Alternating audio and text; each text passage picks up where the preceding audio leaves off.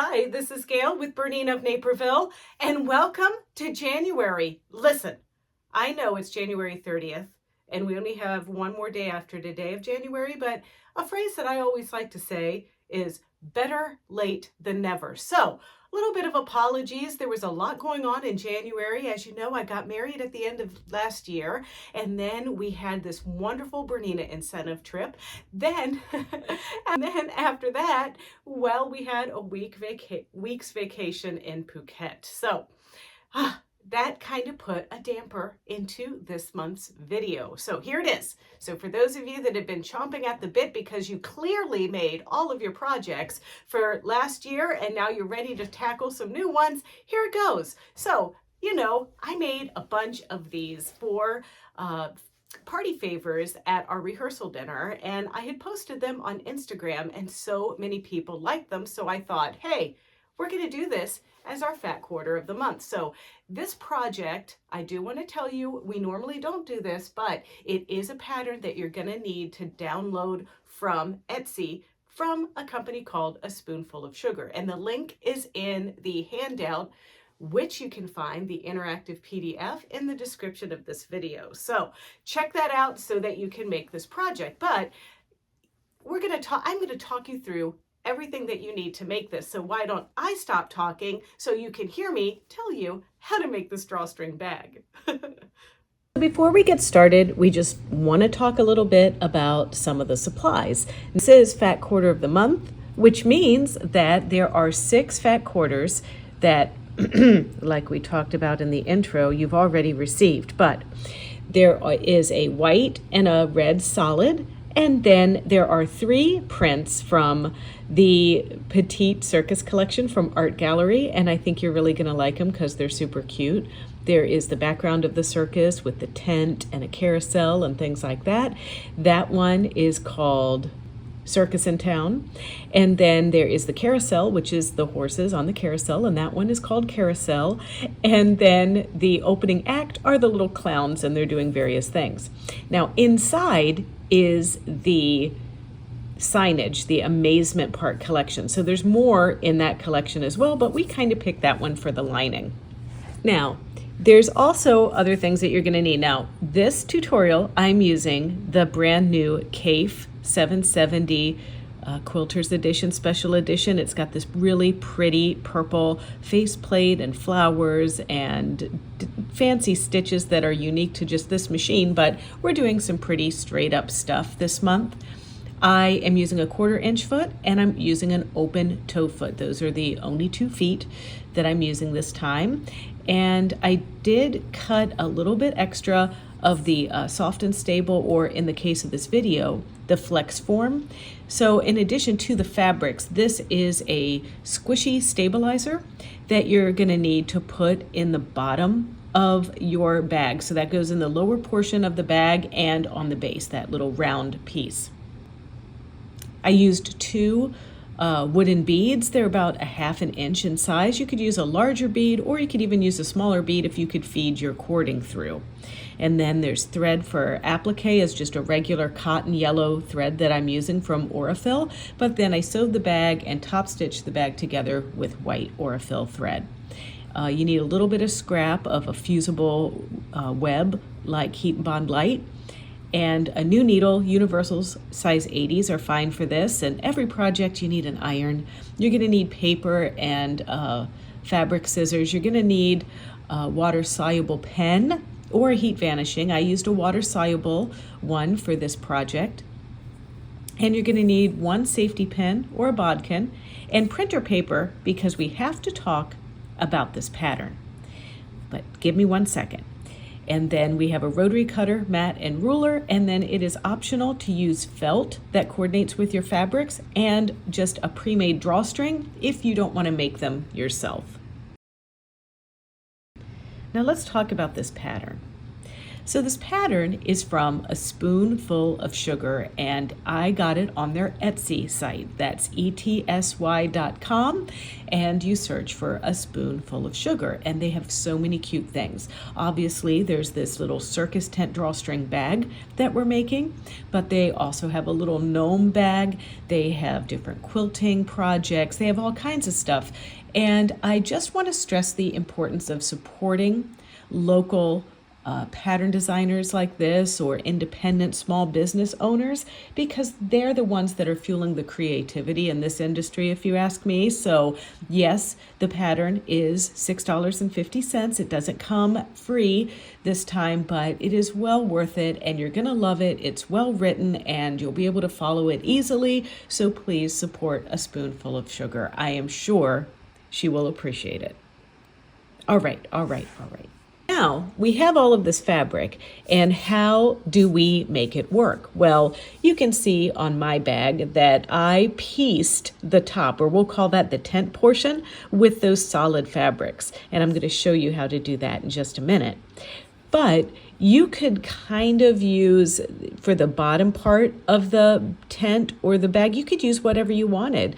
You could use the carousels like I did, or you could use the Circus in Town fabric. I did like fussy cutting the little clowns so that they look like they were inside the tent. And then for the lining, I used the signs.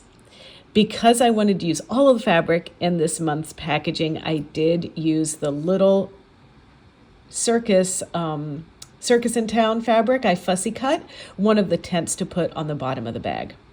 And now don't forget, I do have you using that flex foam, and you're going to need to cut flex foam for the bottom circle part of the bag and the bottom portion of the bag. The bag also has a drawstring casing, and it has a scallop piece. Now, if you're not using felt and you want to make it like me, for both of those pieces, I used the red fabric.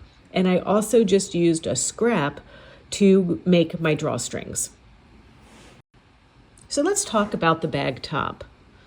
So the bag top, I cut a 5.5-inch strip, and then I took those 5.5-inch strips that I cut from both the red and the white, and then I cut them into 1-inch pieces. So I had like a ton of these little pieces. So I stitched them all together with a very accurate 1/4 of an inch seam allowance, and then pressed them to the red.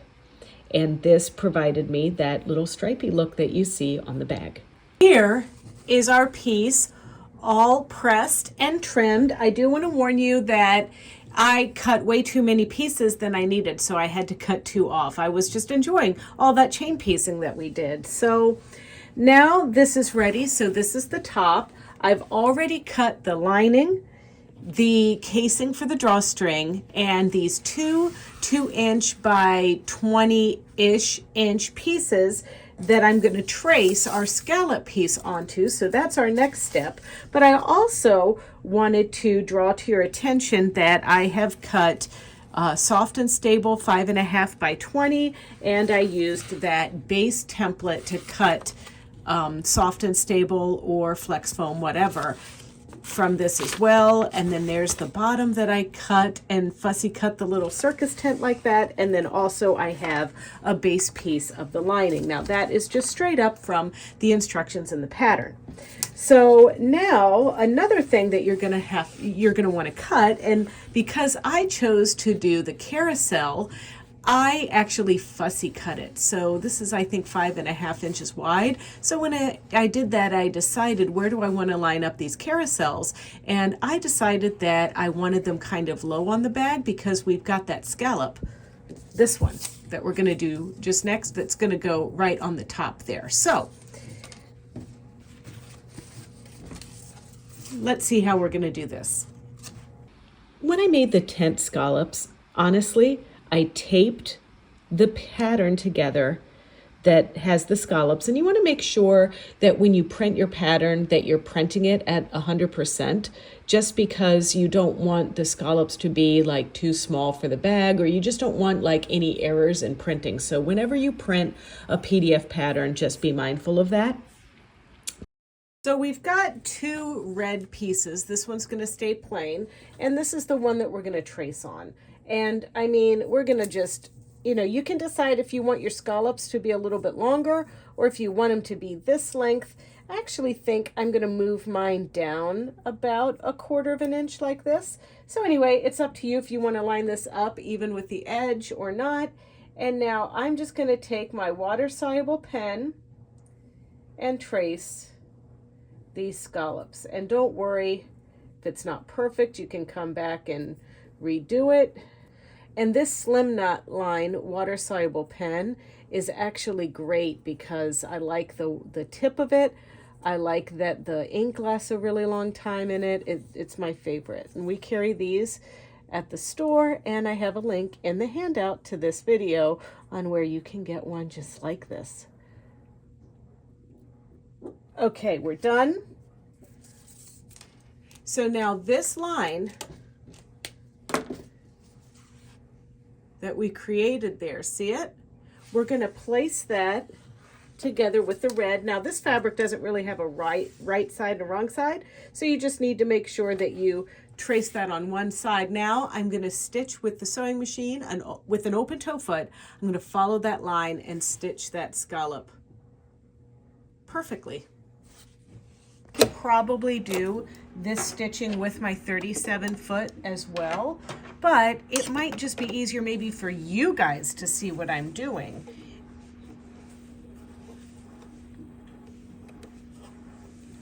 If I go for this open toe foot number 20. So that's what I am choosing.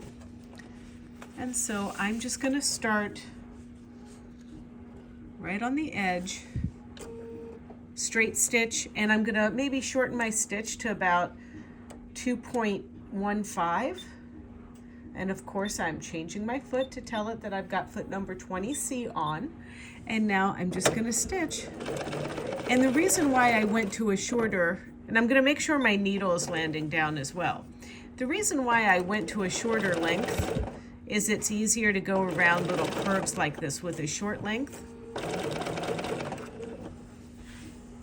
You can go as slow or as fast as you would like with this process.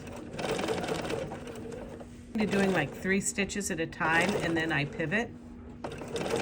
And then of course when you get to that really indented piece, you're gonna pivot a lot. You can see my scallopy stitches there, so we're about halfway there. And if you go off the line, don't stress over it. It is a circus tent. It's probably been put up, put down, however long the circus has been coming to town, you know.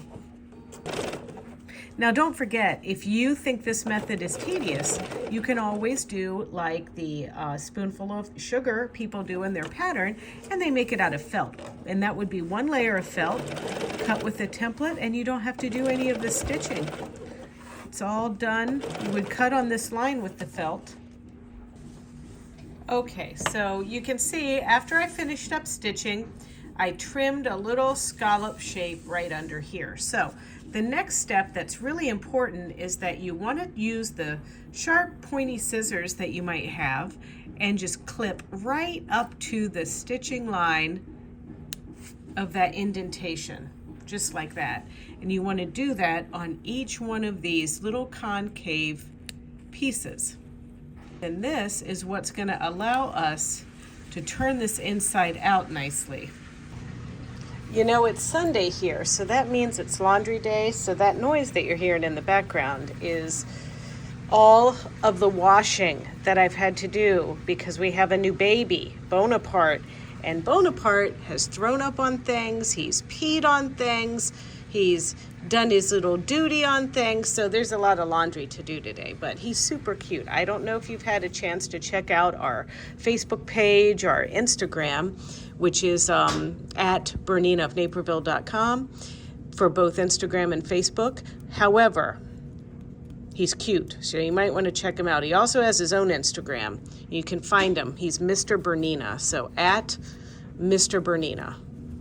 You can see little Bonaparte. He's sleeping now because, you know, takes a lot of work out of a little dog to pee and poop on so many things.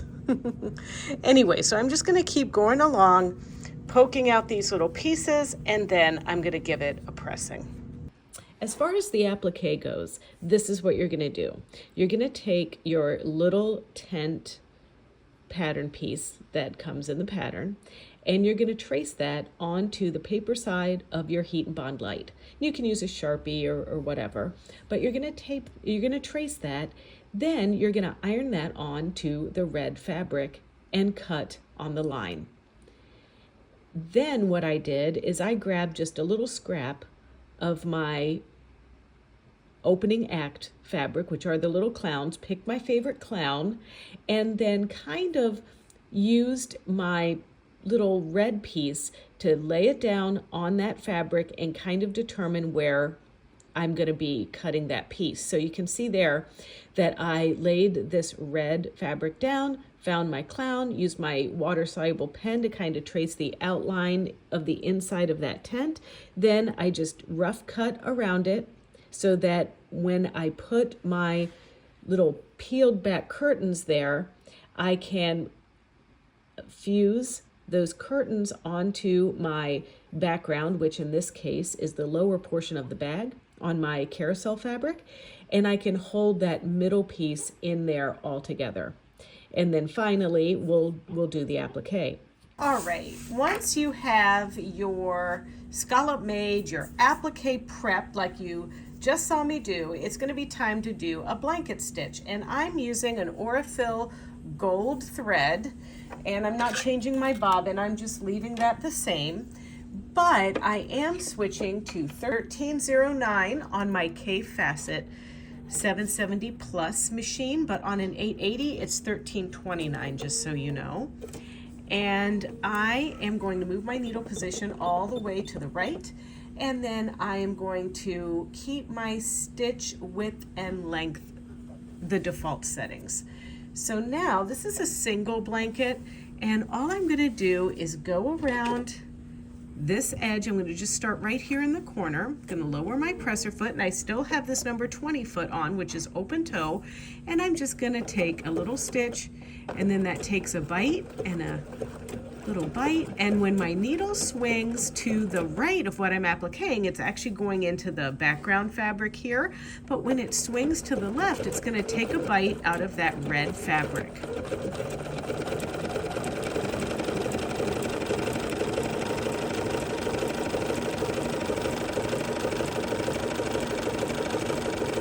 Now when we get to this corner, I'm just going to try to land it here right on the corner. That's good enough. And I'm going to make a little mitered stitch into that corner, and then I'm pivoting around. Of course, the freehand system is crucial for this.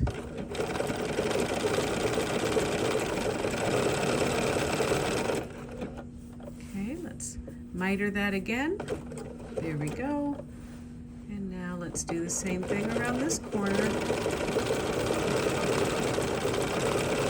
And you want to make sure that you use fusible web that is suitable for sewing through. You don't want the kind that is too thick, or it's going to gum up your needle and not work properly.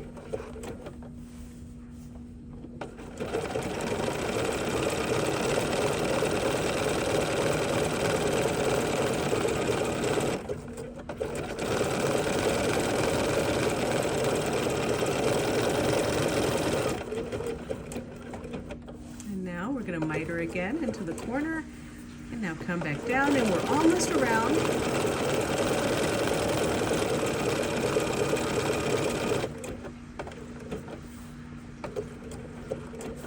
All right, so now as we go back up here, we're going to end right where we started.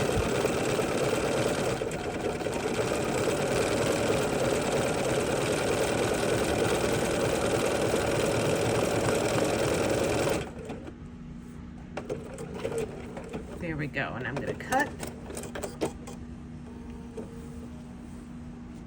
And how cute is that? And now all we have to do is trim, and you can notice that this was lightweight enough that I didn't have to put any stabilizer back here. But what I want to do is trim this carousel fabric And that's just because my little clown is on white fabric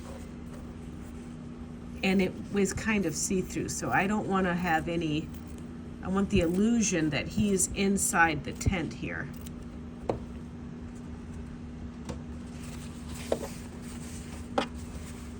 Look at that. So, so cute.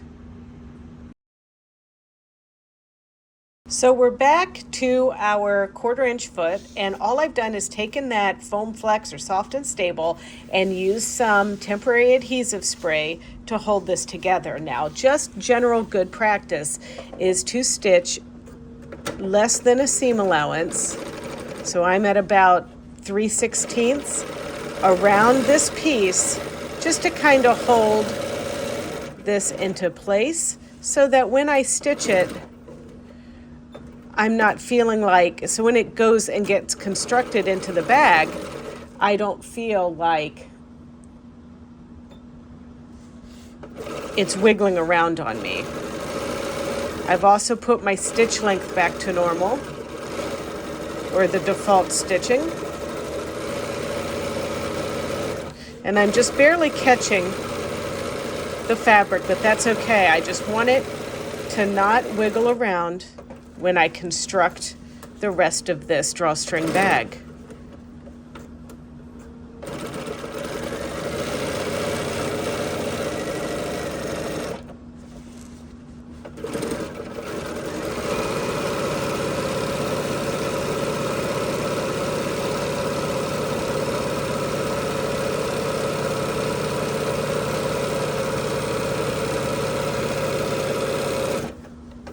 And I'm going to do the same thing with the circle. Okay, so here is our piece with the soft and stable or fiber form, whatever, on the back. And so now when you put your scalloped edging on, you're going to have it just a little bit away from the seam allowance like that. And that works out in the pattern, actually. And then we're going to do the same thing down here.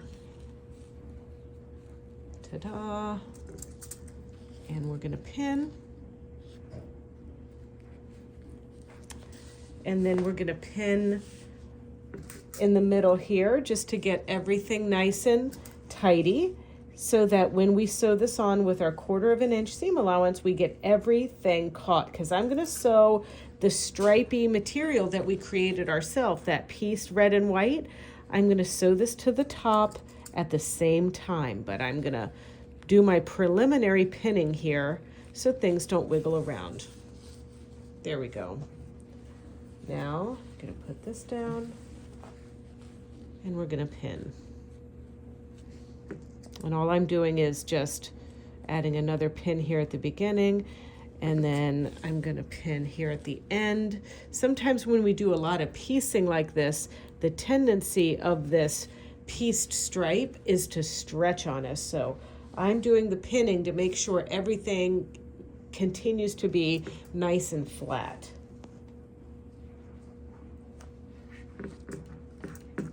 And I'm using that dual feed 1/4 inch foot, so that's also going to help with some of this. But I just want you to know that I always go by, one of our customers said her grandmother had this rule about stitching, and she always said baggy goes on the bottom, and I kind of agree. So in this case, our little stripey is almost the baggy, so I'm going to sew with the fiber form piece on top.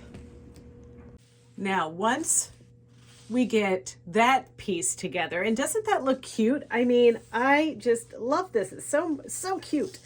I'm going to find the vertical center and horizontal centers of both my bottom of the bag, the outside bag, and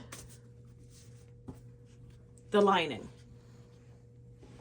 And the easiest way to do that is simply by folding your pieces in half and finding that crease. But just for good measure, I use my water-soluble pen. Then once you find those, you're going to match those dots up and crease. There we go. And find the center. So that one's good to go with my little marks, and we're going to do the same thing on this one. So now that's the lining, that's the exterior bottom. Then what you're going to do is you're going to do the same thing with the bottom of the bag, or the bottom of the lining and the bottom of the bag here, but we've got to sew our side seams together first. So we're going to fold this in half, and on the exterior of the bag, it's important to remember to line up your seam really nicely. And we're going to do a 1/4 of an inch seam down this, and do the same thing here, a 1/4 of an inch. And then we can match or mark the quadrants of our bottom of our bag. I stitched this together here, and then I knew that my little clown was like the center of the bottom, so I can go ahead and mark that center there. But then I lined my seam up with that to get the creases here to mark this. Just like that. And then what I did here is I did a crease at the iron, you know, lining it up like this, making a crease, then matching the crease to the seam again with this one to get these on the side. So now I'm just gonna, for good measure, mark them with the marking pen so I don't forget. And remember, you're marking the bottom of the lining and the bottom of the bag. You don't want it to be upside down. All right, so now is the fun part. Let's do the lining first, and I'm going to just line up one crease line that we marked with the seam and put a pin. And I'm just going to line up all those dots, so I'm actually matching the quadrants. Okay, then once you've got a quadrant, you're going to kind of stretch and pin and ease this in. And I don't overpin because I can take this to the machine and fiddle with it and get it to lie flat. But if it's really bad, you can probably do some little cuts on the bag part there. But this goes together really well. This pattern is really well written and nicely done. All right, so now that's pinned and ready, and now let's do the base of the bag. Once again, we're going to do the same thing, only I want to make sure that the bottom of my circus, because I fussy cut this, is where my little clown is. So I'm going to line that up together here.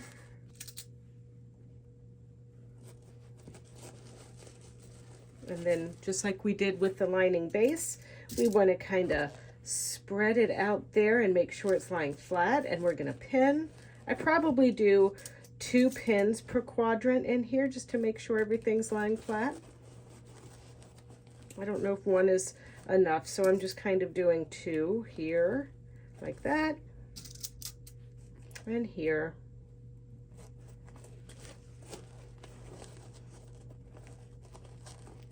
Once we have the outer bag pinned and the inner bag pinned, we're going to stitch around this with a 1/4 of an inch seam allowance with our 1/4 inch foot.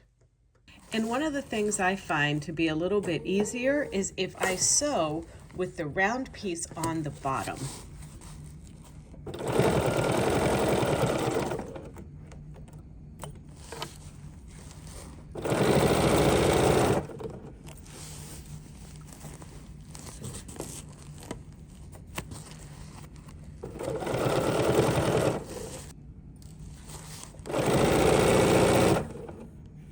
See the bottom here? We're going to take that bottom and line it up to our lining bottom like this. And I'm going to line the back seams up together just like this. And we're just going to go around and do a little tack. Not like, you know, we have to make this pretty or anything, but we're just going to kind of line up these circles wrong sides to wrong side, and it's going to help keep this piece down in the bag. So once your bag pieces are sewn together like this, we're just going to take the outer piece and turn it right side out. And we can see that cute fussy cut bottom right there. And everything looks pretty good. Oh, I love it. And now let's take this guy and line that up together. And it's truly starting to look like a bag, as you can see. So one thing I wanted to point out to you is I do have a back seam, and I probably did too narrow or too wide. I didn't test my 1/4 inch seam, but I want you to know that it's no big deal. I've got my seam back here, and I just have a little skinnier red stripe, but that might happen if you use straight fabric. So don't let that like needle at your mind, okay? So here's this, and the only thing I'm gonna do now, just a quick sew, is I'm just gonna stitch like 1/8 of an inch around the top here, just to hold our bag together, and then we're gonna prep the drawstring casings. Here are our pieces now. This is a really important thing I want you to keep in mind. In the original pattern, the drawstring casing is what they're using, this polka dotted fabric. I found that it really needed, that we need to cut 2 1/4 for this. So just keep that in mind, okay? But here is a 2 1/4 piece by like 10 1/4. And I'm cutting 2 pieces rather than 1 long piece. But nonetheless, I have folded over 1/4 of an inch on each side here and 1/4 of an inch here. And that way I can just easily stitch this on. So I've made markings because I want my drawstrings to pull from the sides like this. So I made a marking here and a marking just to remind myself there, so I know where to place this piece. So I'm just going to pin this into position, and I'm not going to use that many pins. But I'm going to put that one on that side, then come around and put this one on this side.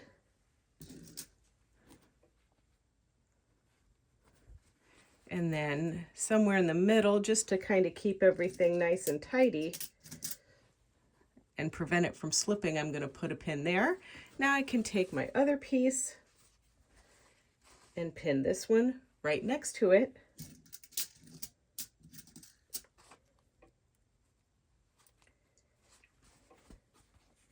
And then take this one and pin that right next to that one so that the folded edges butt up against each other.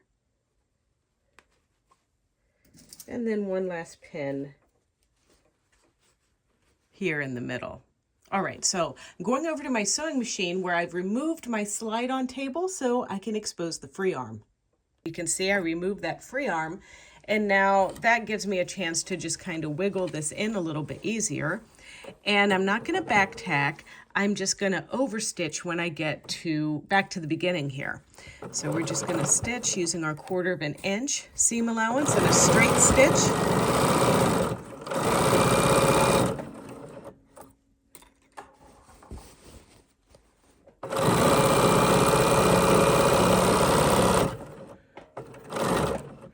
And kind of sewing those 2 layers together really helped make this process a bit easier. And I have adapted the pattern so we don't have any hand sewing to do on this to finish it. So you're welcome. All right, here we go, back at the beginning and cut. Now, the one thing that I do at this point is I'm going to take this piece over and then line it up here just like that, so that creates a casing. So that's just going to require going to the ironing board for a second.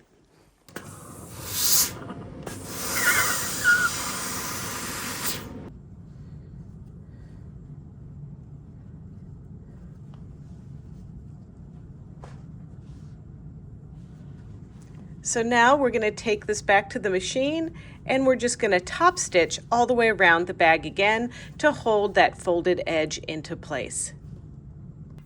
Using the inside toe there, that's about a 1/16 of an inch. There's also an edge stitch foot that you could use, but this is fine for me. So I'm just going to stitch, and I'm using the white thread. I've constructed my piece with, but we're just going all the way around.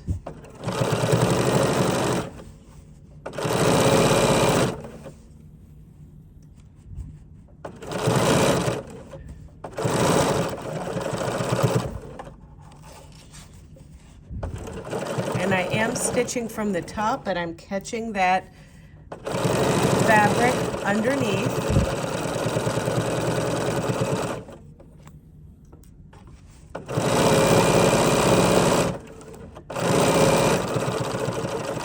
There we go. Over sewing just a little bit and cut.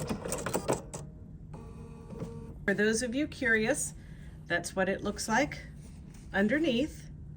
And now all we have to do is make the drawstring, and so that we can feed. So we're going to do 2 drawstrings on the serger, and we're going to cut those 1.25 inches by 26 inches. So 2 pieces, 1.25 inches by 26 inches. Now we're working with fat quarter, and our fat quarter is only like 21 inches. So I'm going to cut 3 strips that are 1.25 inches, and then sew them together. Sew them together to piece it.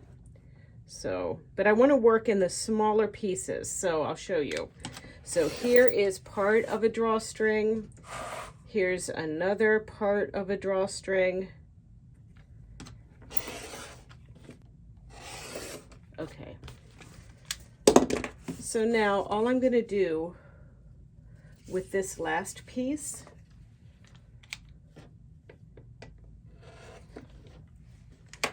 is just cut it in half, and then I'm going to attach it like we would sew a binding together,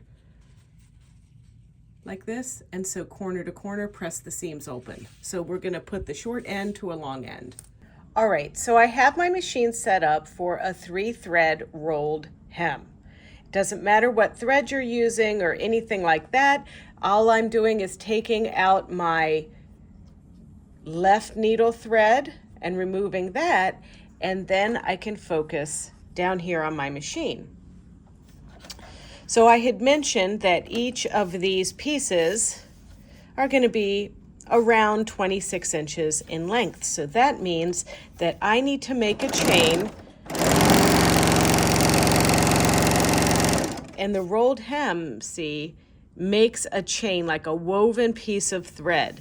So I'm going to just make this about 30 inches or so.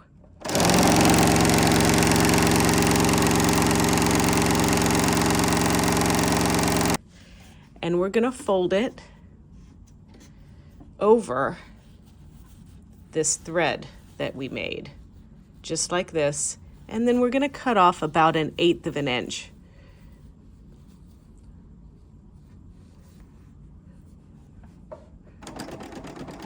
Don't cut off a whole lot.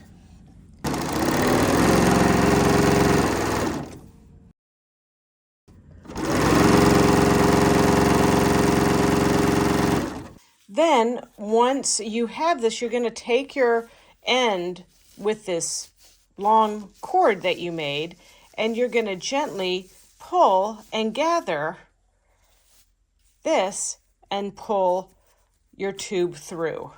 And it takes a little bit of work to get it started, but then once you do, it's really easy to turn.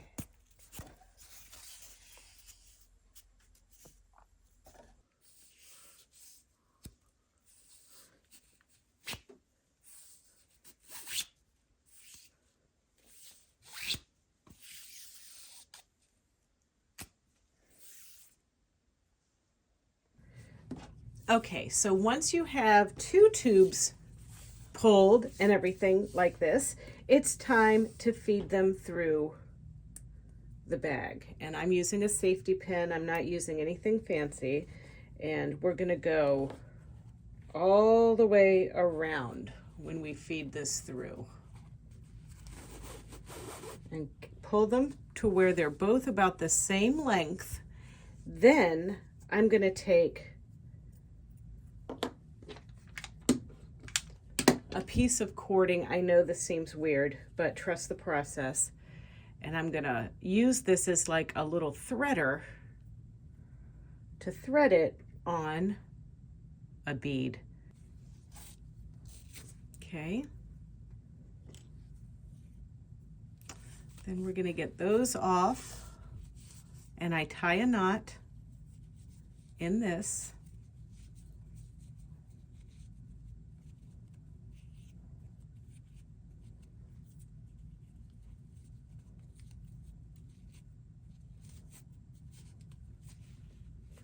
And then we'll trim this up with our scissors.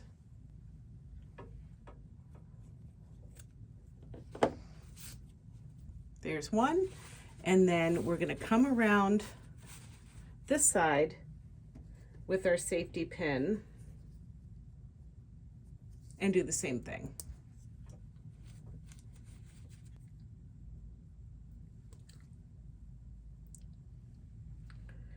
Feed it through the bead.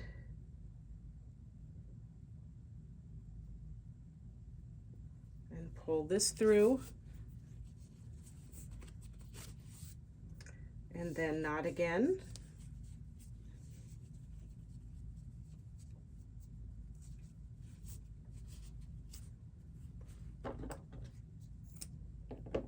And trim. Now, there is our super cute bag that we can put peanuts in, dog treats, all kinds of things.